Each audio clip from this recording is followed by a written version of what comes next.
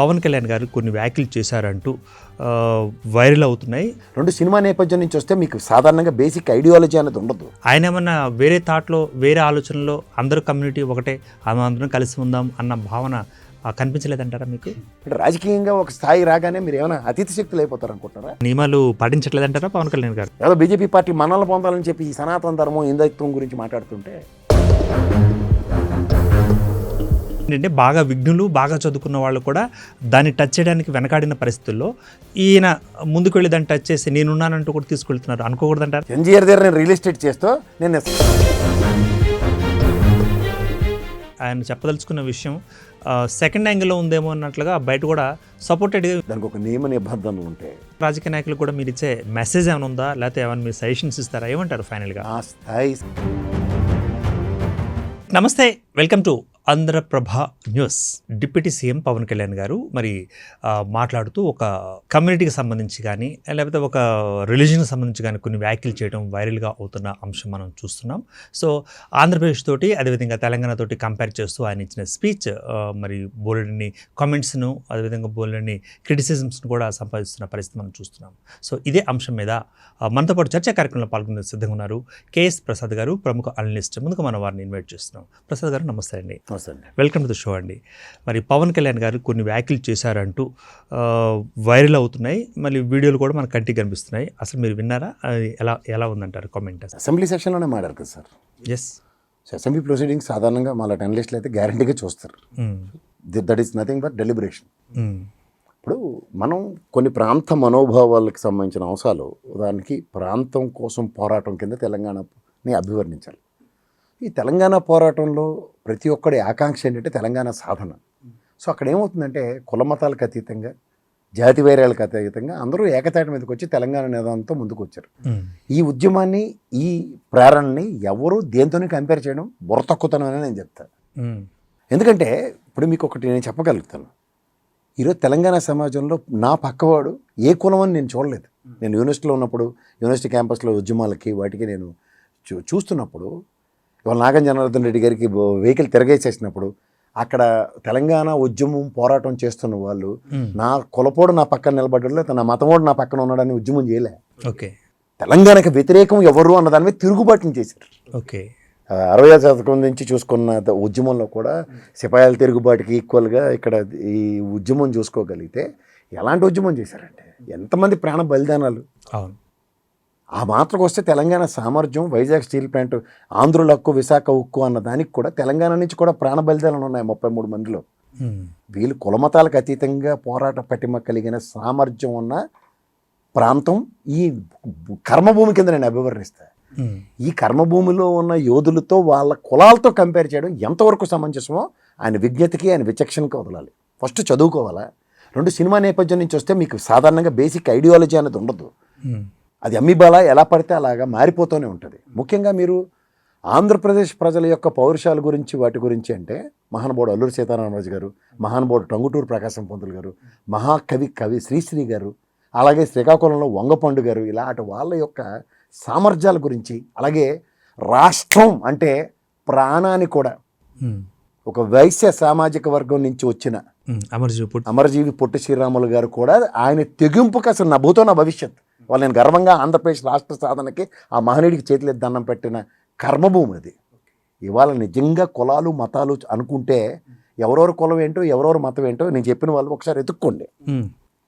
అది వాళ్ళ original potential of respective place. ఇవాళ మన దౌర్భాగ్యానికి ఆ కేంద్ర పార్టీల యొక్క బుర్ర తక్కువ ససవతనానికి ఇవాళ రాష్ట్రాలు విడగొట్టరు తప్ప original pride of Andhra Pradesh, Uttarandhra కానీ, రాయలసీమ కానీ, తెలంగాణ కానీ, ఈ ప్రాంతాల యొక్క సామర్థ్యం అసలు వర్ణనాతీతం. అసలు దీని యొక్క సాంద్రతని నా స్థాయి కాదు అసలు నేను ఆంధ్రప్రదేశ్ ప్రైడ్ గురించి మాట్లాడడానికి. రాజకీయ ఆరంగేట్రం చేసి రాజకీయంగా ఎదిగిన నందమూరి తారక రామారావు గారు లాంటి ఒక దైవాంశ సంభూతుడు కూడా ఆంధ్రుడి యొక్క ఔన్నత్యాన్ని దేశవ్యాప్తంగా వినిపించడానికి ఆయన చేసిన కృషి ఇవాళకి కూడా గర్వంగా నేను మద్రాసి అనే దగ్గర నుంచి ఆంధ్రుడా అని కాలరెత్తి చెప్పుకునే అంత సామర్థ్యం ఇచ్చిన రాజకీయ నాయకులను చూసి ఏం మాడుతున్నారు సార్ మీరు? ఇవాళ మా అదృష్టమో దురదృష్టం వల్ల మీరు ఉప ముఖ్యమంత్రి లోపలికి వెళ్ళారు. వెళ్ళినప్పుడు కొన్ని ప్రమాణాలు పాటించండి సార్. అట్లీస్ట్ నాకు తెలిసి ఫస్ట్ టైమర్స్కి క్యాబినెట్ హోదాలు రావడం అనేది రేరెస్ట్ ఫినామినా. అది మీరు చేసుకున్న అదృష్టం, మా అదృష్టం అనుకోండి, మీరు వచ్చారు, ధన్యవాదాలు. కానీ ఆల్రెడీ ప్రాంతాల వారీగా ఎడగొట్టిన దగ్గర ఉన్న రాష్ట్రంలో కూడా ఇంకా కులాల వారీగా దయించి విడగొట్టకండి. ఎందుకంటే మీరు ఒక డెలిబరేటివ్ స్టేట్మెంట్ ఒకటి బిఫోర్ ఎలక్షన్స్ మీరు ఇచ్చింది ఒక డెలిబరేషన్ ఏంటంటే ఇదే కంపారిజన్స్ చేస్తూ తెలంగాణ వాళ్ళకి ప్రాంత భావం ఉంటుంది, మీకు అట్లీస్ట్ కులభావం లేదని ఒక డెలిబరేషన్లో మీ యొక్క ఔన్నత్యాన్ని, మీ రాజకీయ ఆకాంక్షను నెరవేర్చుకోవడానికి మీ సామాజిక వర్గాన్ని ఏ విధంగా వాడుకుని, గతంలో గాజువాకుల చింతలపూడి గారు నానా తెప్పలు పడి లక్ష సభ్యత్వ నమోదులు చేసిన దగ్గర నాకు నల్లేరు మీద నడకనుకుని అక్కడ నిలబడిన మీ ఉదంతం, భీమవరం ఓటమి, ఈ రెండు గమనించిన తర్వాత ఇప్పుడున్న లేటెస్ట్ డెవలప్మెంట్లో ఇఫ్ యూ రియల్లీ రీకలెక్ట్, మళ్ళీ అదే సామాజిక వర్గ 70,000 ఓట్ల భీమవరంలో నిలబడగలిగారు. This is your originality. నేను ఇవాళ మిమ్మల్ని క్రిటిసైజ్ చేయడానికి ఒకే ఒక్క రీజన్ ఏంటంటే ద రీజన్ బిహైండ్ ప్రాంతంలో ఎవ్వరి కులమైనా వాడికి కన్న తల్లితో సమానం.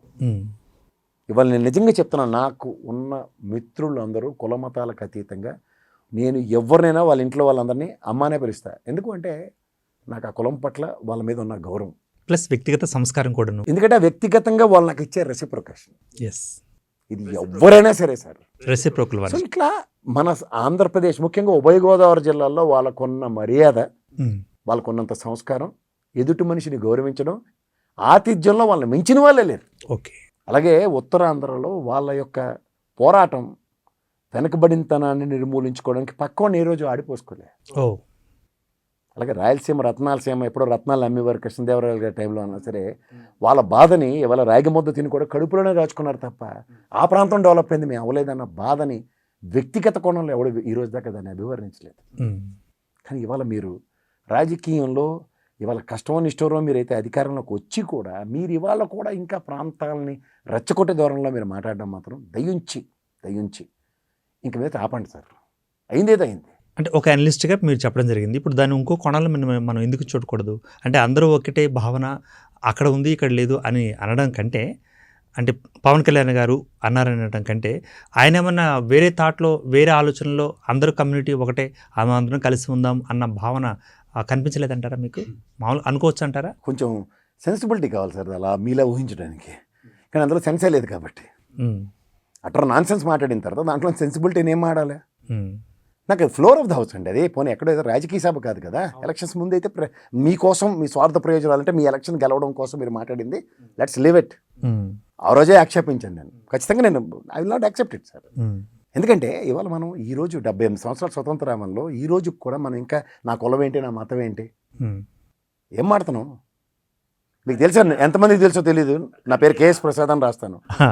అందులో నా ఉన్న K Kadambari, it's a noun. Okay. సరేనేమి ఈ రోజు దాకా నేను ఎవరికి చెప్పలే. ఓకే. ఏం మాడుతున్నారు తెలుసుకోండి. సో నేను అంటుంది ఒకటే చెప్తున్నా, దిస్ ఇస్ ఇప్పుడు ఒక్కొక్కరికి ఒక్కొక్క మనోభావాలు ఉంటాయి సార్.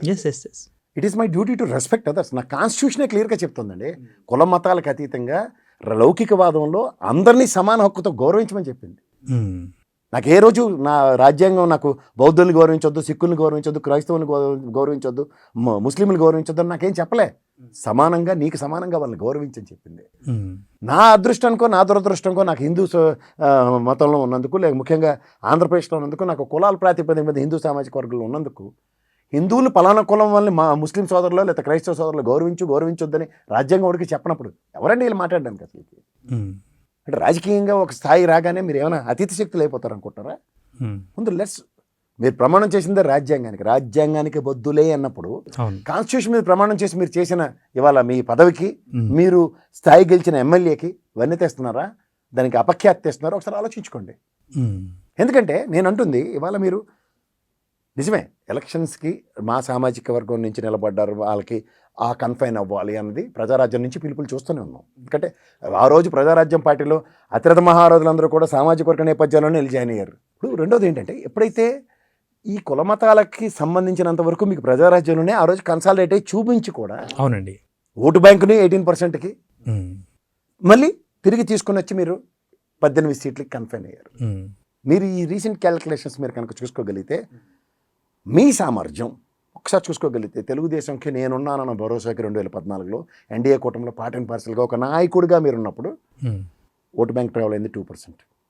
తర్వాత 14 నుంచి 19 దాకా మీరు ఇండివిజువల్గా కన్ఫైన్ అయ్యి నేను నా పార్టీ అనుకుని నిలబడితే మీకు వచ్చింది దగ్గర 5.6-7%. 2024 మరి 24కి వచ్చేసరికల్లా ఈ ఎలక్షన్స్లో మీకు వచ్చింది 6.77%. ఓకే. సో ఒరిజినల్గా the potential of your capability and calibre by winnowing 21 out of 21లో నియోజకవర్గాల వారీగా మీ ప్రాస్పెక్ట్తో డ్రైవ్ అయిన ఓటు బ్యాంక్ అన్నది చూసుకోగలిగితే గౌరవదాకా ఎందుకండి మీ వర్మ గారే నేను లేకపోతే అన్న కాన్సెప్ట్ మీ నియోజకవర్గంలోనే 25 సార్లు ఎస్టాబ్లిష్ చేసి చూపిస్తున్నారు. That is the potential. ఇవాళ బిగ్ టీవీ లాంటివి ఛానల్ వెళ్ళి మైక్ ఇచ్చి అడుగుతుంటే అక్కడ ఉన్న వాళ్ళు ఎవరంటే మా వర్మ గారనే చెప్తున్నారు. That is what presence make sense. So these are all count అవుతూ ఉంటాయి సార్. నేనంటుందంటే పవన్ కళ్యాణ్ గారు అనే వ్యక్తి ఇవాళ కష్టమని ఇష్టం 10 సంవత్సరాల పైచిలుక పోరాటం చేసిన తర్వాత ఆయన ఆరాటానికి ప్రజలు ఆయనకి ఇచ్చిన గౌరవం, సముచిత స్థానం, ఆ స్థానం వచ్చిన తర్వాత కూడా ఇంకా ఏదో సనాతన ధర్మం అని, సనాతన ధర్మంలో నాకు తెలిసినంత వరకు ఒక హైందవుడుగా నేను కూడా చెప్తున్నా దానికి ఒక నియమ నిబంధనలు ఉంటాయి. ఇప్పుడు ఆ నియమాలు పాటించట్లేదంటారా పవన్ కళ్యాణ్ గారు? How it is possible sir? ప్రాక్టికల్గా మనం ఈ రోజు దాకా వ్యక్తిగతంగా ఆయన గురించి నేను ఎప్పుడు మాట్లాడలేదు, మాట్లాడను కూడా. తిరుగుతున్నారు, మరి పూజలు కూడా చేస్తున్నారు కదా సార్. నేను అంటుంది అదే సార్. ఇప్పుడు నిన్న శివరాత్రి వెళ్ళి మన జగన్మోహన్ రెడ్డి గారు కూడా శివుడి మీద అభిషేకం చేశారు, పూజ చేశారు, దండం పెట్టుకుని వచ్చారు. How can? ఇప్పుడు ఉదాహరణకి నేను క్రిస్టియన్ మతం నుంచి మళ్ళీ హిందువులోకి కన్వర్ట్ అయిపోయి వచ్చేస్తున్నానని చెప్పానండి. సెలబ్రేషన్స్ కావాలి. ఓకే. ఒక హైందవుడిగా ఆయన నోటంపటి వచ్చిన ప్రవచనాలే ఒకసారి బ్యాప్టిజం తీసుకున్నాను. తర్వాత ఆయన భార్య గారి గురించి, ఆవిడ రష్యా క్రైస్తవురాలు, ఆవిడ పిల్లలు కూడా వాళ్ళ పిల్లలు ఖచ్చితంగా తల్లి మతాన్నే ఫాలో అవుతున్నారు. సార్ వాళ్ళకి ఆ గౌరవం మనం సార్ నాకేంటి సార్, రాజ్యాంగం ఆయనకి ఇచ్చిన హక్కది, నేను మీరు కాదు కదా ఆయనకి ఇచ్చింది. ఇవాళ ఆయన హైందవ మతాన్ని గౌరవిస్తూ ఆయన చేస్తున్న పనులకు నేను I have no apprehensions. But నేను సనాతనవాదిని, సనాతన ధర్మాన్ని నేను ఒక్కనే పరిరక్షకుడుగా అన్నట్టుగా మాట్లాడడం ఎంతవరకు సమంజసం? వాళ్ళు మీరు బీజేపీ అండతో ఉన్నారు కాబట్టి, బీజేపీకి నచ్చితే కాబట్టి ఈ ప్రవచనాలు మీరు మాట్లాడుతుంటే it is nothing but acting another again in politics also. ఇప్పుడు సినిమా స్క్రిప్ట్ ప్రకారం ఏదైనా ఒక కథకు దానికి సంబంధించినట్టుగా మీరు నటించడం అనేది వాస్తవం. I'm not contradicting that. But in politics ఏదో బీజేపీ పార్టీ మనల్ని పొందాలని చెప్పి ఈ సనాతన ధర్మం, హిందుత్వం గురించి మాట్లాడుతుంటే హౌ కమ్? రైట్. ఇప్పుడు పిహెచ్డి చేసిన వాళ్ళు, డబుల్ పీజీ చేసిన వాళ్ళు కూడా సనాతన ధర్మం గురించి మాట్లాడేందుకు వెనకాడుతున్న పరిస్థితి మనం చూస్తున్నాం. మరి ఇప్పుడు ఈయన డాక్టరేట్ కూడా ఉంది వారికి, మరి అర్హులే కదా మాట్లాడేందుకు, కాదంటారా? ఏ డాక్టరేట్ ఉంది సనాతన ధర్మంలో? కాదండి, ఒక హానరీ డాక్టర్, ఆయన కూడా డాక్టరేట్ ఉంది. Honorary doctorate is totally different from సనాతన ధర్మం మీద పిహెచ్డి చేయడం చాలా డిఫరెంట్ కదా సార్. ఏంటంటే బాగా విఘ్నులు, బాగా చదువుకున్న వాళ్ళు కూడా దాన్ని టచ్ చేయడానికి వెనకాడిన పరిస్థితుల్లో ఈయన ముందుకు వెళ్ళి దాన్ని టచ్ చేసి నేనున్నానంటూ కూడా తీసుకెళ్తున్నారు, అనుకోకూడదంటారు సార్? హిందువుకి మీరైనా నేను మా హిందువుల కోసం నేనున్నాను. ప్రధానికి రామాంజాచారి గారి మఠంలోనో లేదా సరస్వతిపేట మఠంలోనో నేను, మీరు సభ్యులు అనుకోండి ఎగ్జాంపుల్, లేదా జియరో చిన్న జియరో పెద్ద జియరుకో చిన్న జియర్ రియల్ ఎస్టేట్ చేస్తున్నట్టు నేను రియల్ ఎస్టేట్ చేస్తాను, కానీ నేను హిందూ మతాన్ని, హిందూ ధర్మాన్ని పరిరక్షిస్తానంటే ఎంతవరకు సమంజసమో ఇది అలాగే ఉంటుంది. ఎన్జిఆర్ దగ్గర నేను రియల్ ఎస్టేట్ చేస్తూ నేను సనాతన ధర్మాన్ని, హిందూ ధర్మాన్ని పాటిస్తూ నేను దాని పరిరక్షకుడిని అని పంచి జెండా కర్ర పట్టుకుని తిరిగాను అనుకోండి, అది ఎంతవరకు సమంజసం? ఇది కూడా అంతే సమంజసం. సార్ దానికి ఒక డిఫరెంట్ అడాప్టబిలిటీ ఉంటుంది, దానికి ఒక కాన్సెప్ట్ ఉంటుంది. ఆ కాన్సెప్ట్ని డ్రైవ్ చేసే సామర్థ్యం ఓ విశ్వ హిందూ పరిషత్తులో, లేకపోతే నేను ఇందాక నేను చెప్పిన సరస్వతిపీఠం లేదా శారదాపీఠం ఇలాంటి వాళ్ళు ఎవరైనా, ఆ శారదాపీఠం అన్నీ ఆవిడ నమ్మరు, మా వైజాగ్. కానీ కేఎస్ ప్రసాద్ గారు, ఇప్పుడు మనం పుట్టిన మూలాలు, మన పుట్టిన ఊరు, మన సొంతదాన్ని మనం గుర్తుపెట్టుకోవాల్సిన అవసరం ఉంటుంది కదా. మనం ఎక్కడ పుట్టాము, ఎక్కడి నుంచి బయటకు వచ్చాము, ఏ సమాజం నుంచి బయటకు వచ్చాము అన్నది. సో మూలాలు మర్చిపోతే బాగుంటుందంటారా? సార్ నేను అంటుంది అదే సార్. ఇప్పుడు మీరు కులం గురించి మీరు ఒక కుల పెద్దగా, ఇప్పుడు ముద్రగడ పద్మనాభ గారిలో హరిరామ్ జోగి గారు లాంటి ప్రత్యక్ష రాజకీయాలు వదిలేసి ఆ సామాజిక వర్గం కోసం నిజంగా నిరంతరం శ్రమ పడుతాను గొప్పవాళ్ళు వాళ్ళు.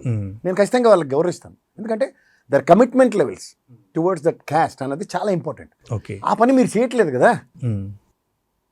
అండ్ ఇవాళ మీరు ప్రజాస్వామ్యంలో రాజ్యాంగానికి దండం పెట్టి ప్రమాణ స్వీకారం చేసి మీరు వచ్చిన వాళ్ళు, మీకు ఆ క్యాస్ట్ అన్నది నాట్ యాక్సెప్టబుల్.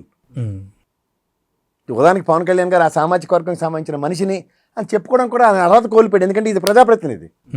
ఇప్పుడు ఆయన నియోజకవర్గంలో ఆయనకి సంబంధం లేకుండానే ఆయన చుట్టూ ఒక పెన వేసుకున్న బంధం ఏంటంటే కులాలు మతాలకు అతీతంగా ఉన్న సామాజిక వర్గాలని ఆయన చుట్టూ అలానే ఆయన గెలిపించారు.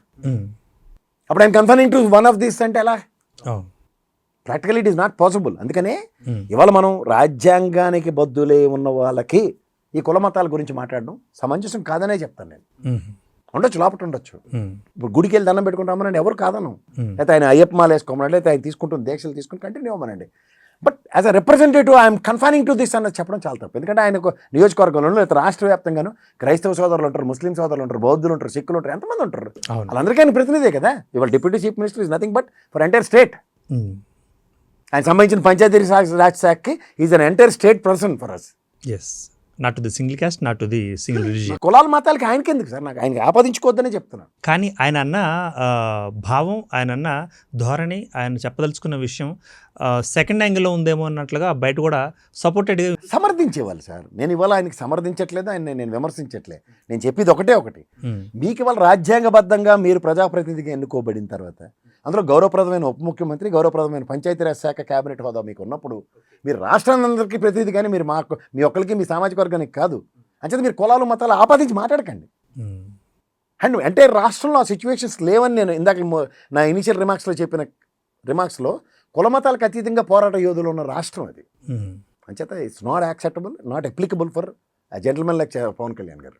That he needs to. Right అండి. మరి ఇక రానున్న కాలంలో ఇటువంటి కమెంట్స్ ఒకవేళ చేస్తే మిగతా రాజకీయ నాయకులు కూడా మీరు ఇచ్చే మెసేజ్ ఏమైనా ఉందా, లేకపోతే ఏమైనా మీరు సజెషన్స్ ఇస్తారా? ఏమంటారు ఫైనల్గా? ఆ స్థాయి సజెషన్లు ఇచ్చి మెసేజ్లు ఇచ్చే అంత స్థాయి కాదు. యాజ్ అన్ అనలిస్ట్గా చెప్పేది ఒకటే, మీరు రాజ్యాంగానికి బద్దులై ప్రమాణ స్వీకారం చేసిన తర్వాత మీ స్థాయిల్లో దయించి కులాల మతాల గురించి మాత్రం మాట్లాడద్దు. It's humble request. ఎందుకంటే it is not applicable for us because you are you set a president for representative for the people of entire AP state, not for individual caste. ఇప్పుడు ఒక బొమ్మ బొరుసు ఉంటుంది, ఉంటేనే కాయిన్, ఒక రాత్రి పగలు ఉంటుంది, ఉంటేనే ఒక డే. అట్లాగే చేసిన కామెంట్స్ కూడా డబుల్ సైడ్ ఇంకో కోణం ఉండొచ్చు కదా, ఉండదంటారా? మీరు ఏమంటారు దీనికి ఫైనల్? నేను మాట్లాడిన దానికి అర్థం పరమార్థం అవతలకి అర్థమయ్యే భాషలో చెప్పాలి కదా. Okay, it is not he is in public domain sir. Yes yes yes.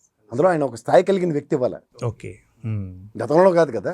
గతంలో మాట్లాడితే ఓకే, అది ఏదో ఒక కంటెస్ట్లో మాడారు ఏదో చెప్పొచ్చు. But today's contest is totally differing. We are differing with him.